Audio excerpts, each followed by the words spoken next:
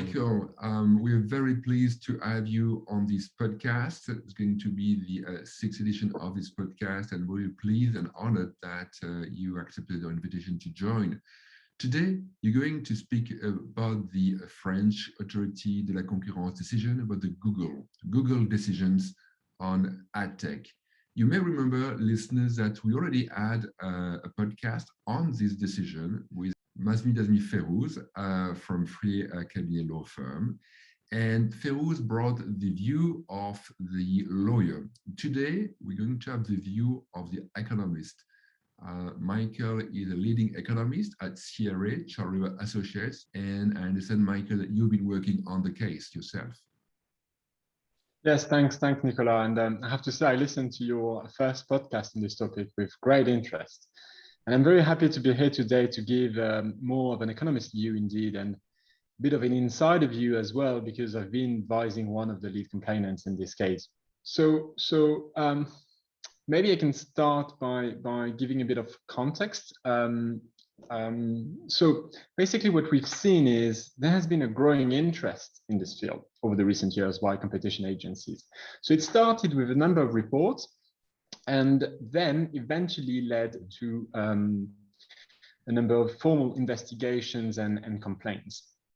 So the case is about ad tech. So ad tech refers to these advertising technologies that are used in online advertising by advertisers and publishers to buy and sell ad inventory. So an example of an advertiser will be Nike. An example of a publisher would be the New York Times. And last year, for example, the CMA published a very rich market study, including strong recommendations to address issues, competition issues in ad tech. Shortly after, we've seen a coalition of states in the US, led by Texas, filing against Google regarding very similar practices. Then, of course, we have the French decision that we'll discuss today, and it's the first decision in this field, and it was published in June of this year. A few weeks after, what is interesting is actually a few weeks after the French decision, the EC launched its own formal investigation also in ad tech.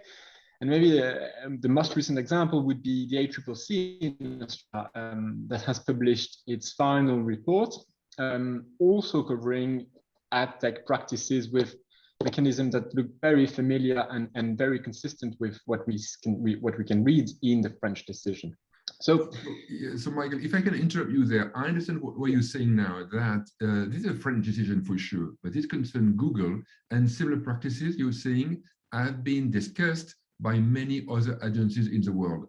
The CMA in the UK, the USA, European Union, of course, and also the ACCC in Australia.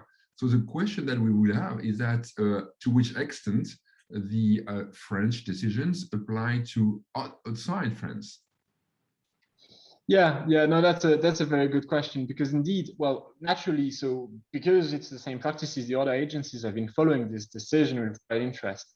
And indeed, there is, when you look at the decision, there is nothing that is French specific about this case. So that's a very good question. It's the markets that are defined are at least EU-wide, and the technologies are the same everywhere.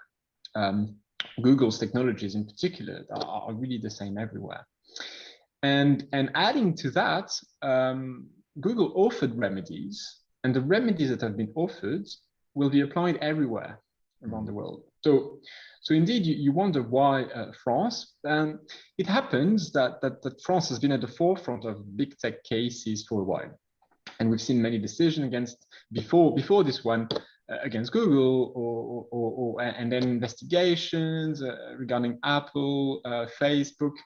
So they have a very deep understanding of this field, and they wanted to act quickly. So that's probably why they are the first to release a decision. But indeed, it will be interesting to follow the other. So that's one of the interesting things in this case is to follow the progress of the other cases, just to understand, will the practices be the same? Will they be different? Why do we need other cases if remedies are applied worldwide? So that's indeed a very good question and very good point to raise. So let's just take a step back just to wonder why it matters so much. And essentially, what we've seen is a change of paradigm, a change of model in advertising, moving away from so-called contextual advertising towards programmatic advertising. So what does it mean? Contextual advertising is basically having a fishing rod advert in a fishing magazine. So that's simple, and the publisher content would be the basis for targeting, right? And then what is programmatic advertising? Programmatic advertising is that you'll have this fishing rod advert while you're reading an article about Lionel Messi at PSG on your favorite newspaper, just because the advertiser knows that you like fishing as well as football. Mm-hmm. And the implication of this is important because it means that the value is no longer with those creating content necessarily. It is with those having access to data and targeting capabilities. So that is Google and Facebook essentially. And meanwhile, we've seen newspapers struggling financially, which is a concern, of course, when we know and we are all aware of the importance of having quality news today. So that's why, in essence, ad tech receives so much attention and why it matters to have effective competition in these markets. Okay, that's very interesting to see that the French authority has been so effective in this case, but in also in other previous cases. If you read the decision or the information to the press released by the authority, they take pleasure to mention that they've been very active in the past in previous decisions, but also now there is a new decisions against Google on another topic, and they fine Google this time €500 million, which is a massive fine. But it's a related topic, actually. It's interesting that you raise it because yes, it is a related topic because it is again about probably the remuneration of newspapers. So this is the pay for content and neighboring rights case, and it's in a sense it's related because at the end of the day it is about the question of how newspapers in particular can monetize effectively their content.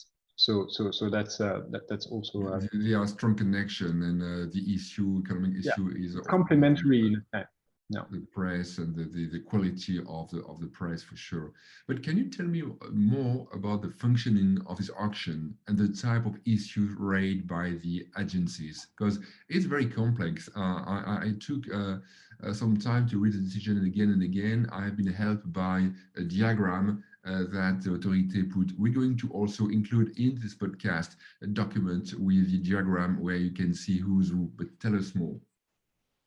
Yeah, no, indeed, it is deeply complex, and that's why the decision is quite impressive in that sense. So, going into the intricacies of complex programmatic auctions dynamics.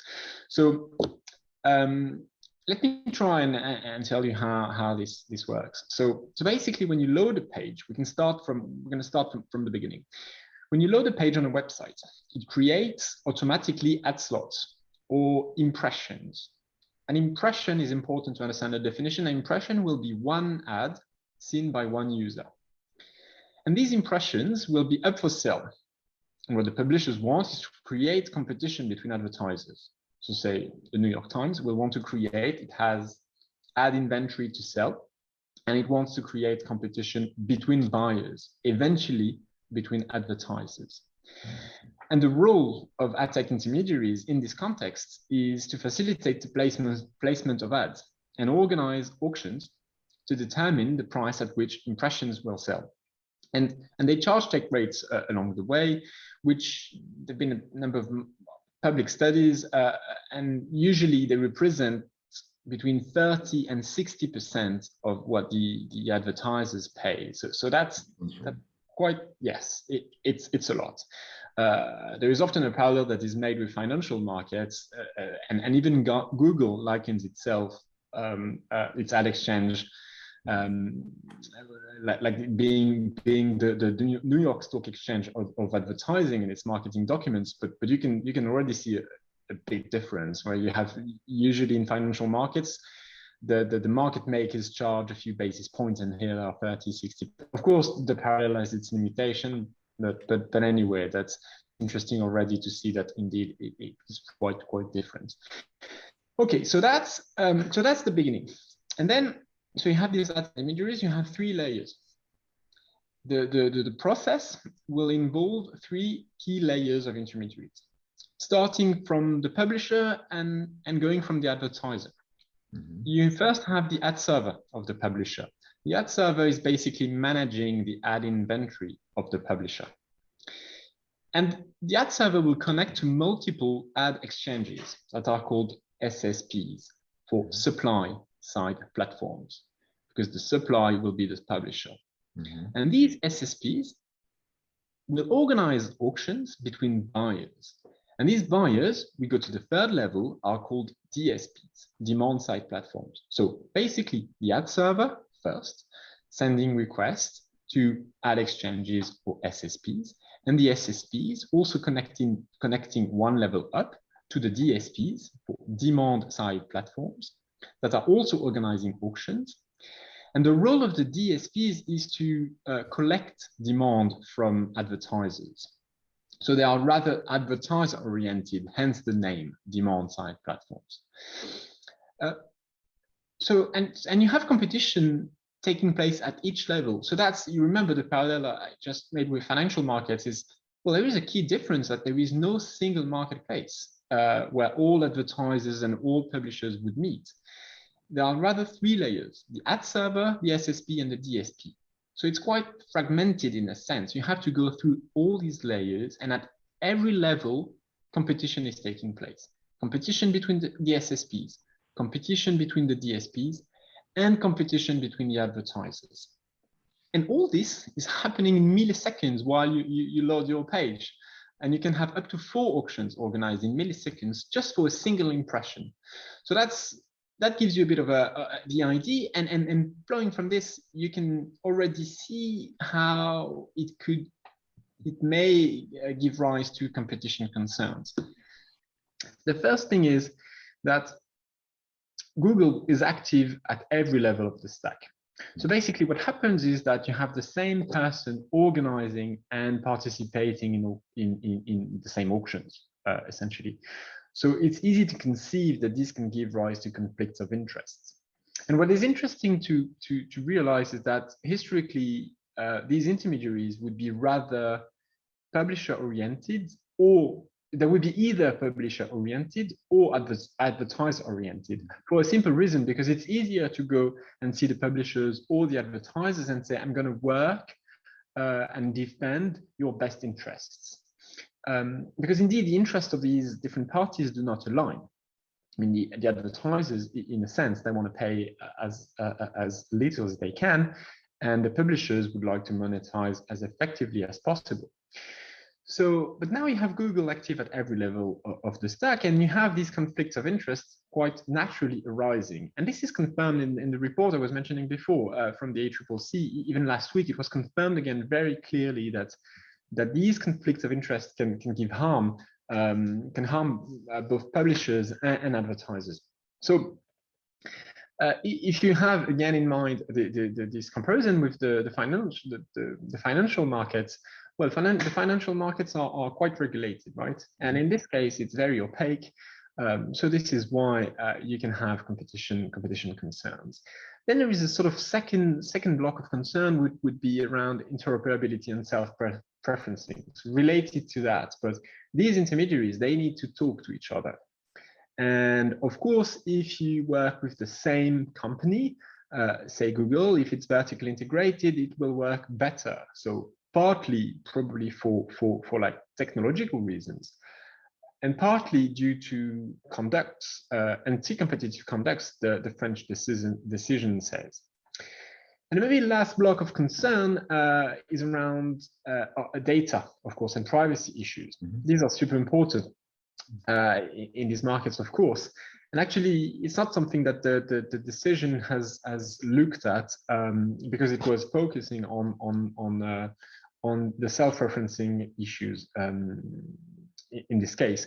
So what are the data and privacy issues? Well, these relate, for example, to the way digital platforms can interpret GDPR rules and the use of cookies. And Google's decision, for example, to ban third-party cookies from Chrome. So all these things are also very, very, very important part of the concerns that we can see raised by competition agencies around the world. That's all very interesting, Mikaël. I never realized that when you're downloading a page, so many things happen in millisecond rate. That's fascinating. It's good to understand the context, the ecosystem, how does it work. But now let's go back to the French decision. What was it about specifically?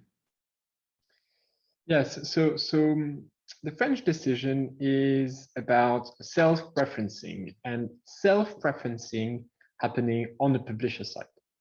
So that is between the ad server, and the SSP. So you remember there are 3 layers: the ad server, the SSP, and the DSP.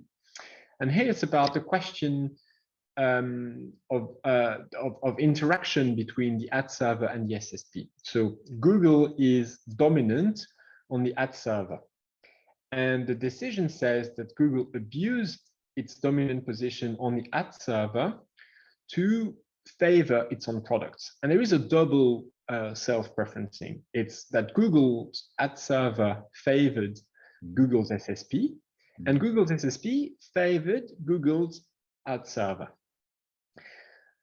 Now, the practices involve a mix of interoperability and bidding data sharing conduct. So, for example, the IDLC says that Google prevented real-time bidding for rivals, or communicated rival bidding data to favor its own SSP to give itself a leg up in the auctions where all the SSPs compete.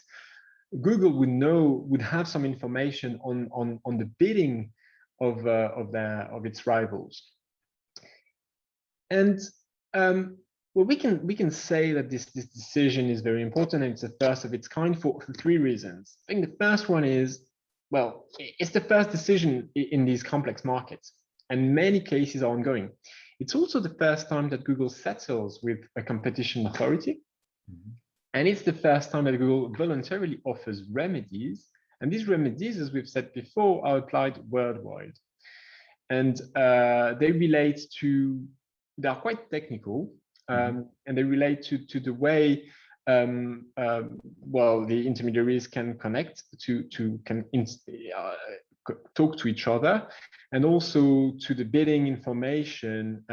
Essentially, the commitment is that Google would either stop leveraging bidding information it has about rivals, or it would ensure that it would share the information it has so that everyone is at the same level of information. Okay. So you're saying this decision is a first for many point of views, and especially on remedies. So I understand, right, that the remedies are worldwide, they are not EU-wide. That's correct. Yeah, that's what Google said, that the remedies would be applied everywhere. Okay, because it's the same tools indeed that are used. The same tools, yes. Yeah, yes. It probably doesn't make sense for Google to do something specific. And okay, so there is nothing specific to a given market globally. Yeah. This works the same all around the world. So the authority takes this, accept this remedy self-proposed by Google. So do you think it's going to alleviate the concern from the other agencies? I'm thinking about the US in particular. Yeah, that's a fair question. Well, we can have doubt for a number of reasons. Probably the first one is that, remember, there are other concerns that we can read being raised by other agencies. So it's unclear whether, in that context, the US would like to impose other remedies, because you have these other practices potentially going on. And then even for the practices that have been found in the French decision, it's unclear yet whether the remedies will be effective or sufficient. Okay. Yeah.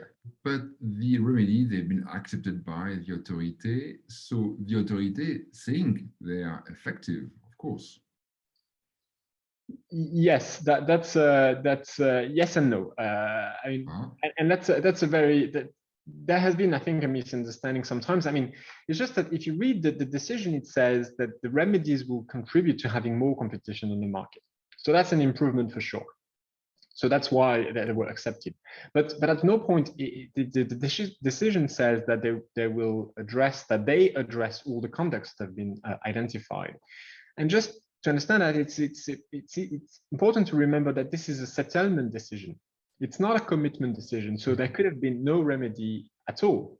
It was a plus, probably part of the negotiations taking place with the authority, but these again were offered voluntarily. So the authority thought, yeah, that's good. It contributes to have more competition, but we don't know whether these would be sufficient. And actually, you can see a disconnect. I mean, it's very complex, but there is a disconnect with some of the conducts that are identified and the list of commitments proposed by Google. So again, at this stage, let's wait and see. It's going to take a while anyway before the remedies are implemented. So it will be interesting indeed to follow whether it is sufficient or not, and what the ADLC maybe might have to say regarding those remedies at a later stage.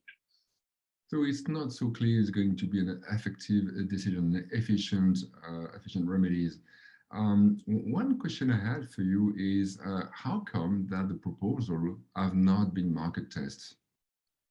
Well, because it was in a context of a settlement decision, so it didn't have to do a proper to market test properly. These was part of the negotiations taking place, part of the settlement agreement that was going on with Google. Well, okay, thank you for this clarification. It would be very interesting to see if other remedies are imposed elsewhere. You mentioned the CMA, the USA, or the ACCC, they have a new law in Australia. Thinking about the economics of the case now, what were the main challenges in this case? You've been very active in this case. Tell us more. Yeah, so, well, as you can tell, the market is deeply complex. And then adding to that, it has evolved tremendously over the years. And with the evolution of the market, the practices also evolved, essentially. So you had to follow the evolution of the market, understand the practices, understand whether some of the conducts were just technological limitations, whether there were truly restrictions imposed by Google, and whether they had anti-competitive effects. So yeah, if you read the decision, it seems like there is this long list of seemingly independent practices, and sometimes you fail to see the link between these and how they you need to understand the effects as a whole. And basically you can see a common theme. As I said, the decision is publisher oriented in the sense that it looks at the interaction between the ad server and the SSP. So what the publishers want is to have more competition between the SSPs, which represent the buyers, right? And probably that the effect of the context, as the decision says, was to rather shield Google's SSP from the competition of others. So you can see the tension, and this is the common theme that you see in the practices and the conducts that have been defined by the authority. And then even for one given practice, I mean, one of the main challenges was to look at the effects as a whole and on all sides, right? Wonder whether the effects are additive or multiplicative, or whether actually one negative effect on one side could be offset or justified if it has a positive one on the other side. And again, at a high level, you remember, you might think, well, there is a bit of a communicating vessels dynamic, because if advertisers pay less, well, surely it's bad for publishers, but it would be good for advertisers. Now, of course, the story is different. If in fact, what's going on is it's just Google in the middle charging higher commissions, which leads to lower prices paid to publishers eventually. Okay. And could you share with us some specific examples where the authority has to consider effect on all sides or all players? Yes, I mean, there are many. For example, we can talk about the last look. So the last look refers to the fact that Google, rather than participating in an auction that was called header bidding was really important as an innovation in the market. But anyway, so the essence of header bidding was that you would have competition between all SSPs, all rival SSPs, but Google refused to participate. And it reserved itself the right to bid after everyone else, hence the last look. So it would take a last look at the impression after this auction with all the others and decide whether it would like to bid above the winning price or not. And very often it would know the winning price of this first auction. So what you could see is that Google would outbid narrowly by just 1 penny above the best rival. So, but that's something that you can measure, right? You can look at the proportion of impressions won just above the winning price of this header bidding auction between rivals, but it doesn't tell you the counterfactual. What about the counterfactual? If Google had to participate in the same auction, would Google have won or lost the impression? We don't know. It's very difficult to tell. And this is where the decision went quite deep to think about the counterfactual. And because it wanted to isolate basically the effect on competition, that is the effect on rival SSPs. And it basically, you can see two possible effects. If Google had lost the impression, that's an effect on the SSPs, right? The SSPs, the rivals, have been harmed. If, on the contrary, Google would have won the impression, well, probably it would have won it, but at a higher price. So that would be that means that the publishers this time were harmed, and it was important to disentangle effects.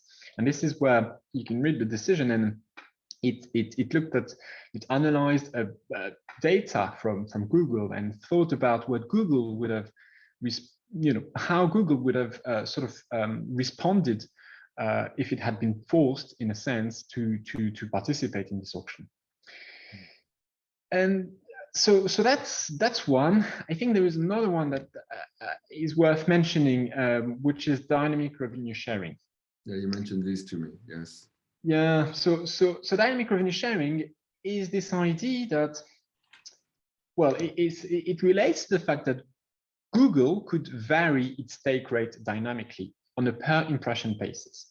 So rather than having a flat fixed rate of, say, 20% on all impressions, like others, Google would adjust its take rate on each individual impression, depending on the level of competition. That's important because competition takes place on a net price basis. So what Google would do is, well, I'm going to reduce my take rate to increase my net price so that I'm more competitive and I can win more auctions. And then on others, I'm going to lower. I can charge more. I can charge, say, 30% because I know it's not really competitive. So I can take a higher take rate and I'm still going to win the impression. But went to the publishers and said, but look, rest assured, I won't charge you more than the contractual rate of, say, 20%. So that sounds like a good deal for the publishers, because essentially Google is more competitive. It's become more competitive. So there is a negative impact that is clear on rivals. But Google's defense was to say, but it's good for publishers. So therefore, I have a legitimate justification for this conduct. And again, that seems sort of intuitive. And the decision says, no, actually, you didn't show that it would be good for publishers. And you have specific examples showing how actually, when only one can price discriminate and not the rivals, you can have harm occurring on everyone. So on advertisers, publishers, and the rivals. And it's difficult to go through the example. We published an article, if you're interested, earlier this year, and it gives you concrete examples to see how this can essentially emerge. But the economic intuition is that if only one participant can price discriminates, it can lead to an inefficient allocation of impressions, harming everyone along the stack. So and this is go ahead. Sorry, go on. No. And then I wanted to say that the last point, and another implication basically, is that it means that you can't really compare the nominal take rates across rivals if one can price discriminate and not the other. That's also important, because if you just compare and do a simple comparison of fees and wonder, okay, is Google really charging more? And actually you see, no, everyone is charging 20%. Well, it might hide something. Actually, it may hide this effect that is not easy to see at first, because you don't see it in the nominal take rates. Interesting. But this is a straightforward case of price discrimination between operators. But the rivals could do the same, you know? Google decided to vary its commission, but rivals could have done the same. I don't know if it's Facebook or other players. Why would price regulation be anti-competitive if the other player can do the same? Yeah, that's a good question. And basically, that's something that the authority had to address, right? Because indeed, you might think, well, rivals, you just do the same. You also vary your take rate. So is it just that Google is better at what it is doing? And the decision says no, because others didn't have the same access. They didn't have access to the same level of information to build a similar picture. And this information was coming in part from the ad server. So we go back to the core of the decision, which is dominance on the ad server. So that's why the rival SSPs couldn't do the same, just because they didn't have access to this information coming from the ad server. But indeed, it's a very good point, because with some of this, sometimes you wonder, well, okay, we can see how Google is better, but is it anti-competitive? And here the link is, well, it might be if it is through leveraging the dominant position on the ad server that Google is winning more impressions on the SSP level. So the decision cannot be copy-pasted to Google rivals. I'm thinking about Facebook, of course, that you mentioned. Because there are some specificities in the case. However, I understand that rivals will carefully read the decision because some part of this could apply to them. Yes, I mean, yes and no, because if you're not dominant, you're fine. And Facebook is separate, which also is a good question about whether social display advertising and open display advertising are in the same market. Here we are talking about open display advertising. So that's newspapers, for example, publishers. Social display is separate. So the competitors, and maybe it's useful to give a few names, is so I said there are 3 layers. So on the ad server, Google's ad server is called DFP. And you have in France Smart Ad Server, for example. On the SSP level, it will be players like Xandr or Google AdX, Ad Exchange. And then on the DSP level, the companies are, for example, Criteo or the Criteo. Yes. Yeah. Yes. So many other rivals. Okay, not only one or two. It's not oligopoly. So what is next? What to expect from other cases? The one you mentioned going on outside the EU or in the EU? Yeah, so we can expect, we can see even that other conducts are pursued. So remember, I said, this is really about the interaction between the ad server and the SSP. Okay, what about then the interaction between the SSP and the DSP? Are there issues there as well? So basically, is there self-preferencing taking place on the advertiser side as well? And that's something that you can see in the Texas complaint, for example. And there is even this secret program, Bernanke program, that allegedly, according to Texas, was revealed. And it's very similar to what I was talking about before. Price. I mean, it looks a bit similar to the dynamic revenue sharing, where you have a sort of price arbitrage taking place, but this time at the DSP level, which is interesting. Maybe there is also another, again from Texas, this so-called Jedi Blue agreement. This time it would be an agreement between Google and Facebook to undermine rival SSPs even more. So this would take the case to another level. It would add a bit of a collusive component to the case potentially. So this will be interesting to follow whether there is indeed something anti-competitive there or not. Basically, that's in terms of conduct, that's what it will be interesting to follow. And I really think that this is important, because if you think about it, it could be at the core of Google's market power. Mm-hmm. Indeed, I mean, I think, yes, one last thing, would be data, essentially. Mm-hmm. So as I said, data and the use of IDs, the use of cookies, mm-hmm. whether we need to have a common ID potentially, but then our privacy concerns. So these are things that, for example, the CMA analyzed, and there are recommendations in that respect, but it's not in the French decision. So again, let's see whether other competition agencies think that there is something anti-competitive there, and other remedies are needed. But yeah, I think these things could be at the core of Google's market power. And it could be that the market power was built from the advertiser side, mm-hmm. because advertisers wanted to have access to the data, right, and to also Google's proprietary inventories like YouTube, and then it was built from the advertiser side into the publisher side. So that's why maybe we also need to look at the advertiser side. Mm-hmm.